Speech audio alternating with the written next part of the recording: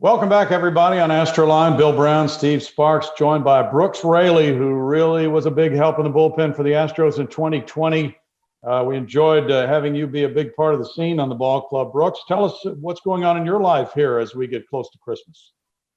Definitely looking after some young girls. I got 3 little daughters, and so we're preparing for Christmas and Santa and all that fun stuff. But spending some time in the deer blind and supporting our local rifle company. So definitely a busy off season and enjoying the cold weather.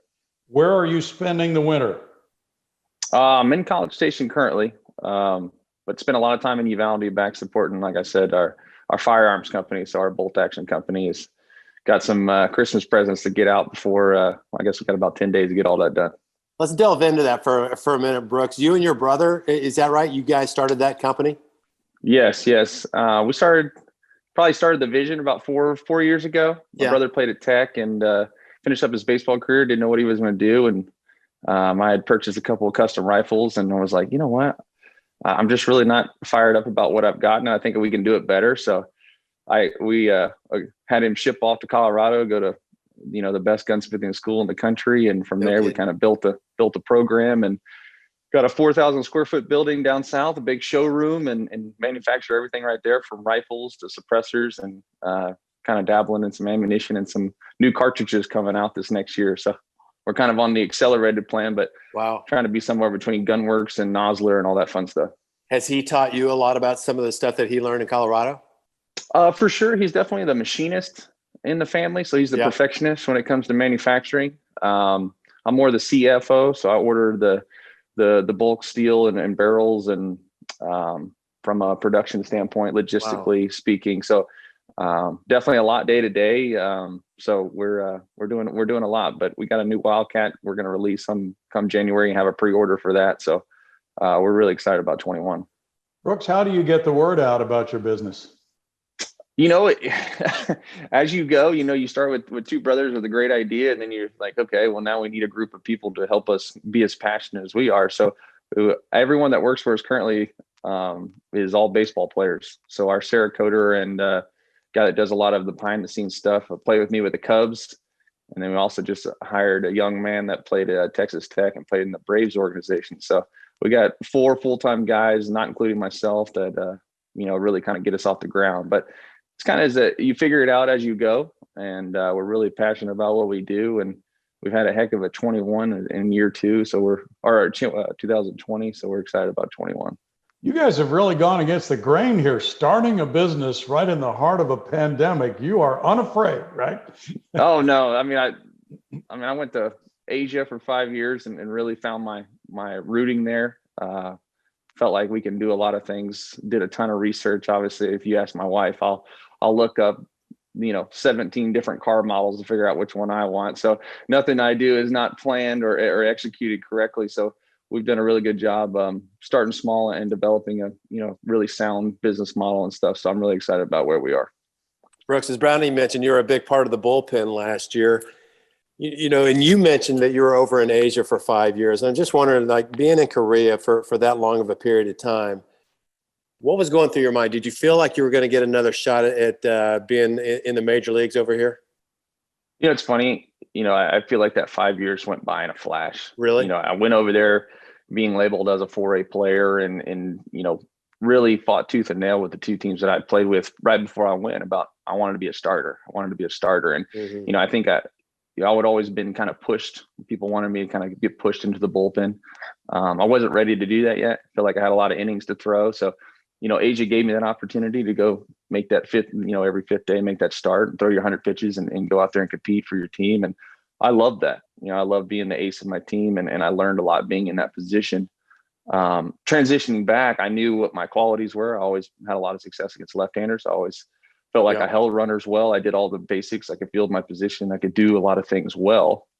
And I said, why not? Why couldn't I throw 60 to 80 times a year in high leverage situations or be a gap guy? Now the game of transition away from starters going 7, 8, 9 innings to going 4, 5, 6 and kind of be that gap guy or late inning or finding your niche. Because nowadays where the game's at, every lineup is built, against the starter. And that's obviously the team tries to get some most runs out the starter because the bullpens have been so locked down. So I knew that for me, as being a specific role, I needed to carve out being more than a left-handed specialist. So in Asia, that's what I fine-tune, how to get right-handers out, just because I stopped getting to face left-handers there my last 2 years. Every lineup was right-handed. So I think there was a lot of things that kind of fell into place. But for me, I really appreciate what I learned there for sure. So you come over to the Astros on August 9th. You were with the Cincinnati Reds, but it wasn't for a few weeks that I noticed anyway. I don't know if it was an improvement or just a change of the grip in the cut fastball, which made you lethal against righties too. Is that fair to say? Yeah, I think it was more of an identification of not only pitch selection, but pitch usage and location. So for me, we don't have to go too far down the rabbit hole, but right. You know, my results and my success in Asia had come from throwing majority of, you know, two seams into left-handers and sliders away to left-handers, and then cutters only up and into righties and no sliders. You know, immediately my first day at the Astros, like, hey, you got 3+, you know, like elite pitches to left-handers and right-handers. Nobody had ever told me that before. Yeah. And they're like, hey, you know, have you ever thought about throwing cutters to left-handers? And I was like, well, yeah, I just don't like doing that single to left field. They're like, they're not going to hit it. Just throw it, you know, here in these locations. So they gave you data. They gave me data, and they gave me a ton of confidence. And they're like, hey, they're out if you throw it in these places. And then on righties, they go, hey, you don't have to just throw your cutter here. It's good all the way across at the top of the zone. I'm like, me throwing fastballs up at the top of the zone, are you sure? They're like, 100%. And then, you know, your slider, don't try to throw it to the back foot. Throw it in off the plate, and you're going to have a lot of success there. And I'm like, I can do those things. And, that's funny. You know, the success kind of rolled after that. And I'm like, I mean, I'm all in. Let's do this. So there's definitely some things that we're working on this offseason to kind of throw more breaking pitches to the back door to kind of open up more righties, get them leaning. And then, you know, gotcha. Because I do a good job of the up and down game, but, you know, left and right to kind of like with a curveball, something soft to the back door. Cause you know, you get the four seam in the cutter up in the zone and chasing guys in. And so I'm really excited about those things. I feel like I adapt well, you know, in Asia, it's, you know, you'll have I'll never forget the meetings we'll have about the third or fourth inning. The other team whole team comes out right in front of their dugout, and they have a circle up, and the hitting coach has a conversation with the hitters. You know, so if you've had three scoreless, you punch out 3 or 4, they're about to switch their whole plan. All right. So you have to adapt, you know, and then immediately they go, hey, he's going to pound you inside. So when they go have that meeting, you know, your next fastball inside, this dude steps in a bucket and hits a rocket down left field line. You're like, all right, my turn to adjust. Yeah. And so a lot of that kind of helped me transition, not be afraid to be uncomfortable or make adjustments. Brooks, when you told us this was interesting, what you had to say about Brent Strom and the analytical staff telling you about how they saw your stuff playing. And had you read the articles about when Verlander came to Houston, Garrett Cole, et cetera? Were you expecting to hear this? You know, I feel like every organization you step into, you're not sure how you're going to be embraced. But day one, they roll you in there, you sit down and have what I felt like. I called my wife after. I said, this is the greatest meeting of all time. Somebody actually told me I have great stuff and I'm in the big leagues, you know? So my confidence went through the roof. Like, okay, you know, and then having Dusty pull me in his office and sit me down for 10 minutes and say, hey, you're going to be that veteran presence for us. Like, trust in your stuff. I feel like you got great stuff. Stromy believes in you. He loves what you got. And then the analytical department was behind that. So I think it was a perfect storm for me. It was one of the first times in the big leagues where you're like, hey, you belong here. You're a good fit for us. And, you know, I always felt that way. I always felt like I just needed to get synced up with the right group of people. And, you know, the rest is history. You inherited 13 runners, only 1 scored. Left-handed hitters hit 121. That was some kind of a dream year with those statistics. And you made the adjustment so well back to the bullpen. Do you feel now pretty comfortable going into 2021 thinking about doing it that way again?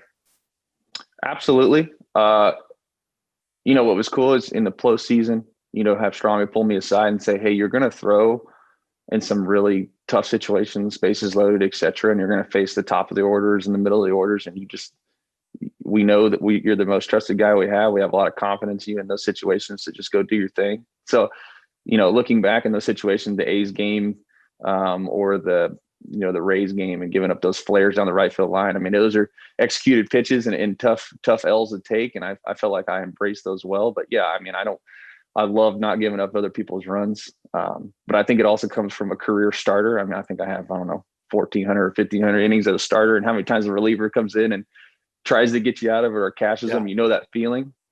And so to recognize, hey, do your job well, be prepared for your job, and always try to be the most prepared for my job in the group.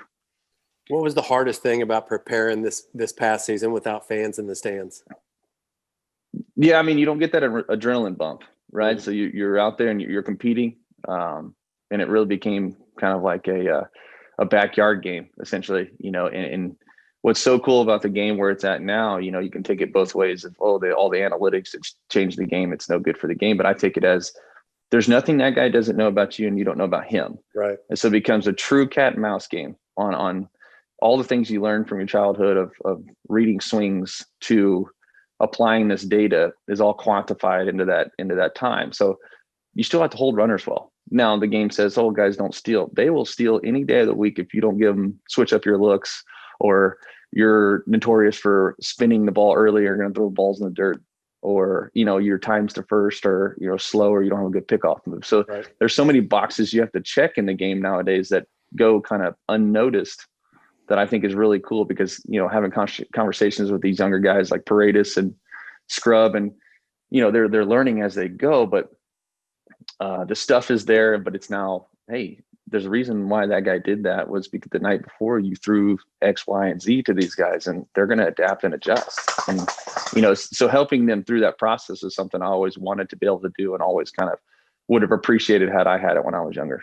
Was there ever a point, let's say in September in the playoffs, where you kind of forgot about the fans not being there? Oh, absolutely. I mean, the craziest thing is when we went to Minnesota, right? It's like, feels like it's 12 degrees outside coming from Houston and playing in a dome, but it's cold. But you hit that field and you see postseason slapped up on the scoreboard, and you get this like, all right, we're in it now, right? Yeah. We're in it. These games count. You go home.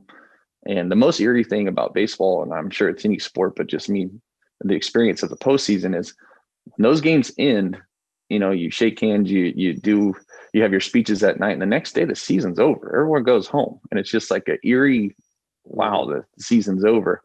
And trying to remind those guys, I guess I gave a little bit of a motivational speech to the younger players. I was like, hey, remember, Major League Baseball rated us out of the 16 postseason teams the worst bullpen. Don't forget that. Take that personally. Be prepared. And so those guys did a phenomenal job throwing in some situations, and having Framber and Javier do what they did was amazing. But I think it was built around our offense being as good as it is, knowing that defensively we're fundamentally sound. Offensively, we can score with the best of them. And so it was a lot of fun just kind of seeing that error from I think it was Polanco in the 8th. Him making that mistake, us hitting a little flare into center to cash one, us winning that game with Presley going in there, closing the door, and now we go, all right, it's time, let's kick it on, like turn it up. And it was cool to watch those guys come into that clubhouse, because I always expected a winning team like those guys to really take it up a notch, and they did exactly that. And then going to Oakland and watching, pretty much history with all the homers and big moments and Tucker and Correa, and I mean, it was special to be a part of, special time. Brooks, how did the new rule strike you about left-handed relievers having to face 3 batters? How did that go for you? For me personally, like I said, I think I probably left a little more uncomfortable against righties, just because I always try to develop a changeup, and it never ended up being what I had hoped it to be, like a Johan changeup, or even like a Cole Hamels. I looked at every grip in the book, and I never really could find that pitch to face a lineup for the 3rd time. So moving to the bullpen, having to face righties, but knowing that I had a cutter and a slider, as Strami and those guys kind of gave me confidence doing that, and then throwing a backdoor breaking ball, and then having enough fastball to throw it up at the top of the zone and get outs, was really an eye opener. And, I don't know what exactly my numbers were, but I struck out a lot of righties. And I think the biggest thing that kind of gave me the most confidence is throwing in those, that Angels series when we played I had to go in there and face the middle of that order in the extra inning setting. And I ended up punching out Rendon and Pujols and Trout kind of in order. And I gave up the hit to Ohtani to kind of walk us off. But that was kind of an eye-opening experience. Like, okay, like my stuff plays. I'm going to be all right. I just need to continue to, hone my craft and find my way. And you have more of a variety than your typical lefty situational reliever. You really played that to your advantage in 2020, didn't you? No doubt. And I've always had 5-6 pitches. It was just, I'd always hoped that I'd land in a place that could tell me, hey, if you do this, this, and this, those sliders up in the zone, don't throw them in, the dirt, or throw your curveball only to the back door, not at a right-hander, or try to back foot him per se. And, how many times in your career you're always told, throw your fastball down in the zone, paint the bottom of the knees. Like, they never told me to do that. So that was a different adjustment for me. So I needed that. I really did. And so I have a great appreciation for the staff and what they kind of instilled in me and really the whole team. But Strom was a big piece of that, and I'm forever grateful. All right, this is the last question for me. I want you to convince me as an Aggie. Yeah. Why the Aggies belong in the playoff picture in college football. Do they belong? They're 7-1. They're the only team you could take out is Ohio State, right? Right. For me, here's how I see it. And this is just a fan's perspective, right? Yeah. Anybody else looking? Unbiased. I don't think A&M can be a 4 seed if Alabama's a 1, just because of the 24-point loss we had. I don't know if anybody can beat Alabama this year. The way I see it is Clemson and Notre Dame game will be the one I'm watching. I have to see Clemson fall to Notre Dame again for A&M to get in there. I think all those teams watching that game earlier this year, Clemson was special even with their backup in there. Yeah. But from a true Aggies perspective, I love the running game. I love the defense we play. I feel like they really hit their stride the last 4 or 5 weeks. Been a lot of fun to watch. You roll into an Auburn game and you know that we don't play Auburn all that well, and kind of play with them for 3 or 4 or 3 quarters, and then the fourth kind of put them away with our defensive front. And that was a lot of fun to watch because Bo Nix has been a pain in our side the last couple of years. And, Mississippi State, you just play all these tough rivalries that we've kind of developed. And as a true fan, as you know, that you watch these games and you're like, I better get the popcorn out because there's going to get intrigue down the stretch. But watching that defense really play quality football, and I Jimbo's done a great job. Jimbo done a great job, but I also think A&M's got more physical and, a larger, bigger players, bigger recruits. And I think that's really paying off. These guys it's fun to watch, a lot of fun to watch. I love a good quality running game, and I think Mon's done a good job, but Spiller, all those guys are really, really fun to watch. Hey, quit. This guy's got a future as an analyst for football too, Sparky. Yeah. Sound like Spencer Tillman right there. One more from me now too, Brooks, before we let you go. Looking at the totality of the 2020 sports season, we had the NBA in a bubble, the NHL in a bubble, that went fine, but problems with football as far as COVID and basketball with college now starting, and hopefully it'll go better. But do you feel that baseball handled its season, considering the travel, better than anybody thought it would happen? I think for being the front runners and not being in a bubble, absolutely. I think you have to credit the players knowing what was at stake. I think it was uncharted waters. So I would definitely credit the organizations. The staff, what our nutritionists and everybody, because usually you're used to eating at the field and, transitioning at hotels and having meals and all that kind of stuff. Those people, the amount of work and the preparation they had to provide for us, to not put us at risk of having to get out in the public to try to find a meal or, delivery service or any of that kind of stuff. The extra work that they put in definitely paid off.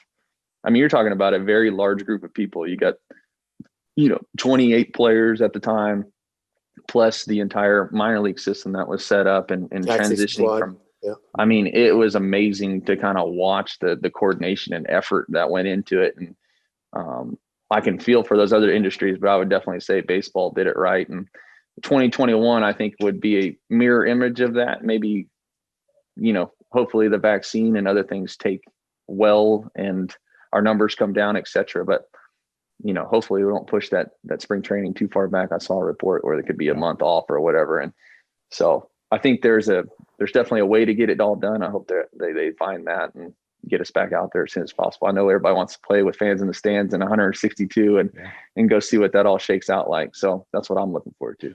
Yeah, we can't wait for you to get the proper recognition from the fans for the job you're doing. And what a great visit. Thanks so much for clearing time for us, Brooks. happy holidays to you and your family, and good luck with the new company. Thank you, guys. Appreciate the support, and have a Merry Christmas and Happy Holidays. Back on Astroline, Bill Brown and Steve Sparks, our special guest, Andre Scrubb, out of that really good Houston bullpen. Really clutch last year in the playoffs. And Andre, happy to have you with us. How's Christmas season going for the Scrubb family? Oh, it's a cold one for sure. It just started snowing. We got a storm coming in, a snowstorm. So, up here in New Jersey, it's a cold Christmas for sure. Yeah, I think I saw 4 to 8 inches are coming your way on the forecast. You don't want to hear that, do you?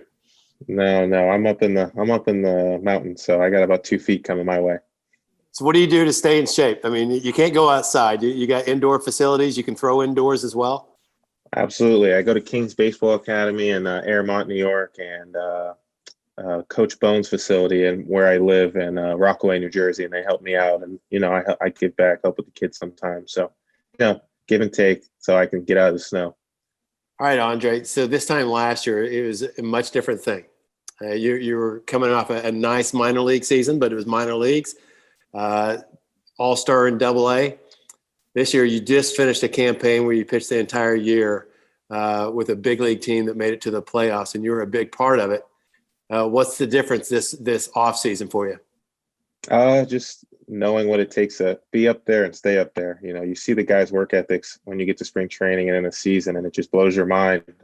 Obviously, everyone works hard, but the consistency and the energy they bring every day. So really taking that into the off season and pushing myself to the limit almost every day I can, to be ready for the team to help them out.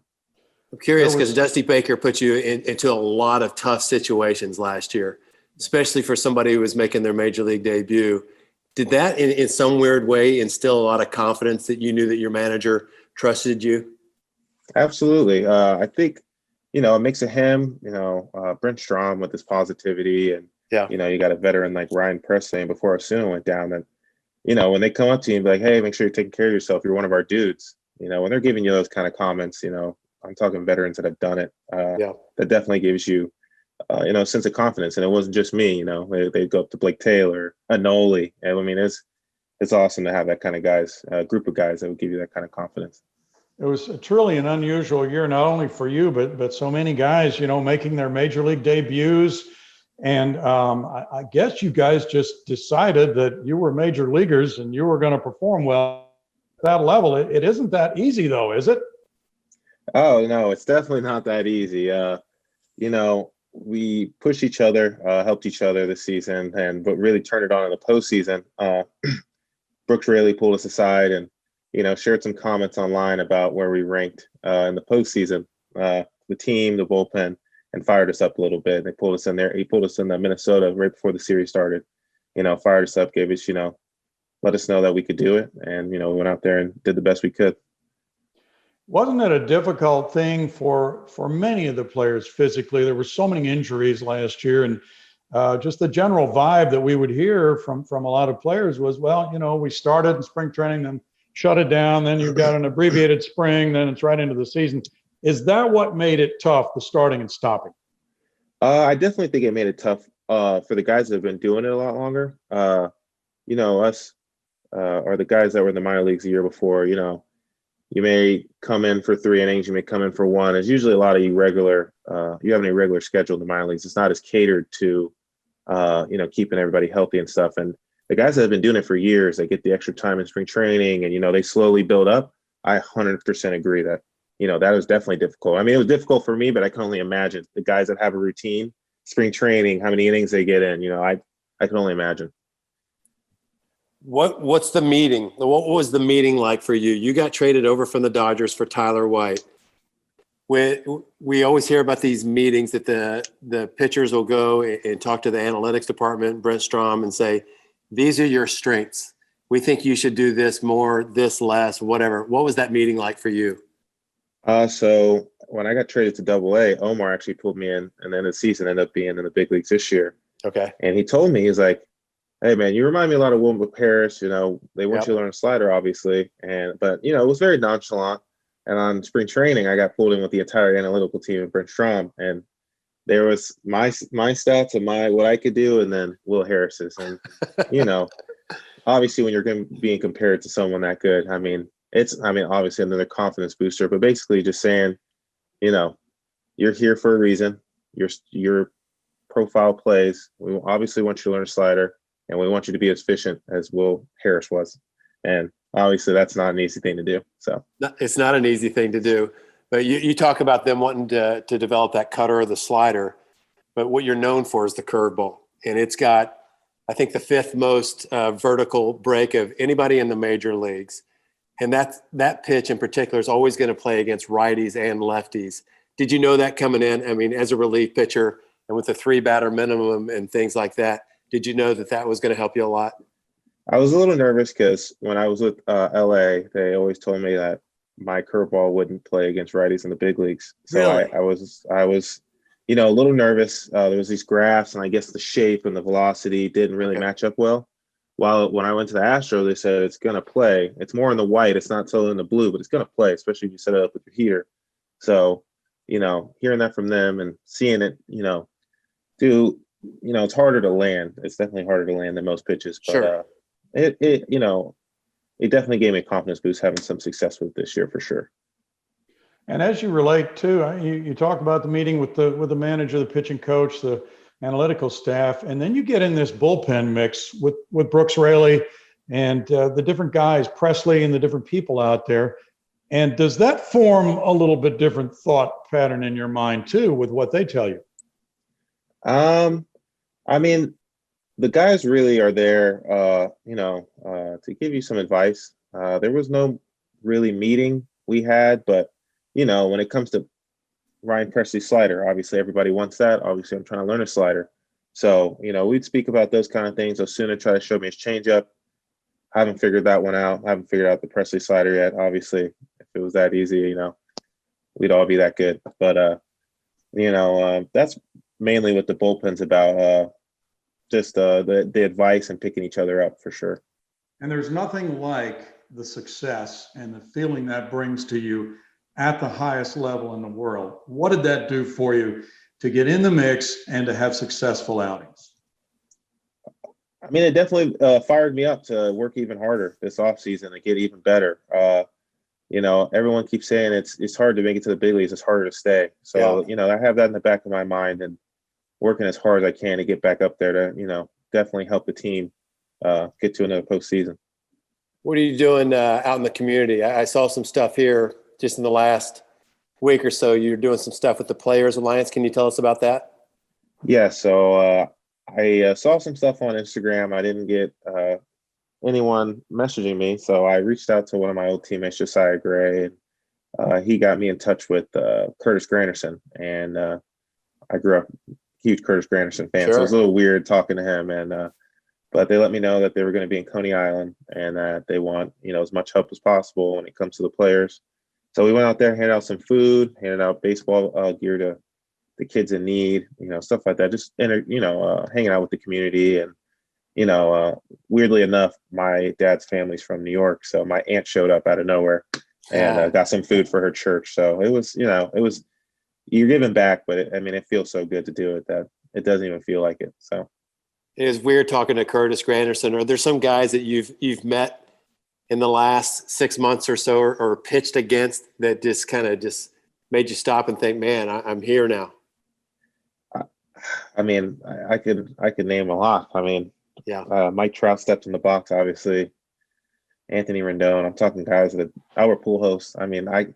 That's just one team. Right. Yeah. There's so many. It gets your attention though, doesn't it? 110% of the time it gets your attention. Yeah. Now, how about this winter? Have you changed your routine any at all this winter? You mentioned the indoor workouts, so you don't have to worry that much about all the snow that you may be getting, but you're doing the same normal routine that you've done in the winter months. Just working with the dietitian a little bit more. Obviously want to come in a little more leaner, a little more, agile. I'm a tad bit bigger. So just really working on getting more lean mass instead of the fattier mass. So that's the only thing I've really changed. I'm doing the workout plan the team gives me, and they do an awesome job. So sticking to that. What is your feel for what spring training will be like? We're reading all kinds of different things about when it may and may not start? I rather than guess, I really just ignore it, waiting for the phone call. I let the jefes, the bosses, take care of that. They're really good at what they do. They're really good at making sure we're all safe. So just waiting on that phone call, when they want me to be there. All right, last thing from me, Andre. What did the Astros tell you, or what did Brent Strom tell you when you left, what they wanted you to do this offseason to try to get better? Honestly, I think with the lean mass, it's just going to be like body control and repeatability. Okay. Not being scared to go in the zone. Obviously, limiting walks would be, crucial. Isn't that hard, though, sometimes? I mean, you got put in situations with the bases jacked, and you can't give in, right? And sometimes it's better to walk in a run than it is to give up a double, isn't it? So the right answer is no. You'd rather just give up the double, give your defense a chance. But I mean, it's been a story my whole career. I'm trying to get in that zone. I'm trying to get these outs. My debut night, bases loaded, 1 out, walking a run. Sucks. Got the double play after that, but you think your body, doing some things with your body and your balance and repeatability will help you get in the zone a little bit more consistently. Absolutely. If I can deliver, have the same delivery every time, I mean, it's only a matter of hand placement at that. And, Brent Strom and these guys, Josh Miller, all these guys are some of the best in the game when it comes to teaching and molding pitchers. So, as soon as I get the body where it needs to be, I'm sure they'll craft me into something. Well, Andre, thanks so much for the visit. It's been a great one, and we wish you continued success. That was quite a year you had last year, and I know you're looking forward to the time when you'll have fans in the stands so everybody can appreciate each other a little bit more in 2021. Absolutely. Thank you so much. Happy holidays.